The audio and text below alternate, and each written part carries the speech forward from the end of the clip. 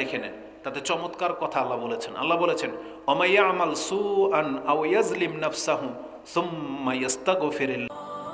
আজকের বিষয়টি নিয়ে আলোচনা করবেন দেশের প্রখ্যাত আলেমে দ্বীন, অত্যন্ত জনপ্রিয় সুপরিচিত একজন বক্তা শেখ মাহমুদ বিন কাসিম। দেখে নেন, তাতে চমৎকার কথা আল্লাহ বলেছেন। আল্লাহ বলেছেন, ওমাইয়া আমাল সুআন আও ইয়াজলিম নাফসাহু সুম্মা ইস্তাগফিরিল্লাহ ইয়াজিদিল্লাহ গফুরার রাহিমা। তোমাদের মধ্যে যেই ব্যক্তি নিজের নাফসের উপরে অত্যাচার করেছো অথবা জুলুম করেছো, সেই জুলুমের পরে এসে যদি তুমি আল্লাহর কাছে ক্ষমা চাও, সুম্মা ইস্তাগফিরিল্লাহ, যদি তুমি তারপরেও এসে আল্লাহর কাছে ক্ষমা চাও, তাহলে আল্লাহকে তুমি ক্ষমাশীল এবং দয়াবান পাবে। তার মানে যেই ব্যক্তি পাপ করে ফেলেছে, এখন আল্লাহর কাছে ক্ষমা চাইলো, আল্লাহ বলেছেন ও যদি আমার কাছে ক্ষমা চায়, আমি আল্লাহ ওকে ক্ষমাও করব, ওর উপরে দয়াও করব। তার মানে ক্ষমা আর দয়া দুইটা জিনিস আপনি পাবেন। ক্ষমাটা কি? যেমন বললাম, সমস্ত পাপ মাফ। দয়া কি?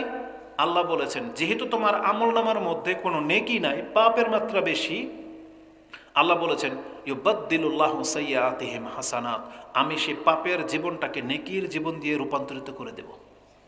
ওয়াকানা আল্লাহু গফুরার রাহিমা, যেটা সূরা ফুরকান 25 নম্বর সূরা 70 নম্বর আয়াতে আপনি পেয়ে যাবেন। আল্লাহ বলছেন আমি হচ্ছি ক্ষমাশীল এবং দয়াবান, যে তোমার পাপের জীবনটাকে, এমনকি হাদিসে এটাও আছে, শুধু পাপের জীবন না, আপনার পাপের খাতাটাকে আল্লাহ সুবহানাহু ওয়া তাআলা নেকির খাতায় রূপান্তরিত করে আপনার ডান হাতে ধরিয়ে দিবেন। এটা ইমাম মুসলিম রাহিমাহুল্লাহ কোট করেছেন। ইবনে ওমর রাদিয়াল্লাহু তাআলা আনহুমা থেকে নাজওয়ার হাদিস রয়েছে।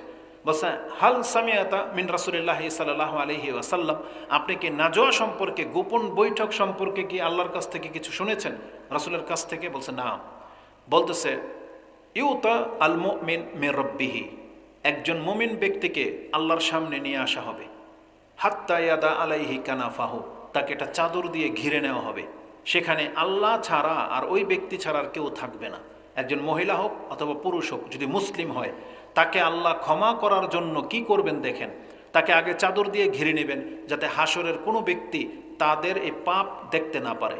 তখন আল্লাহ ওই ব্যক্তির পাপগুলোকে তার সামনে তুলে ধরবেন, লিউকাররিরুহু, যাতে করে এই ব্যক্তি স্বীকার করতে পারে যে এই পাপগুলো তার।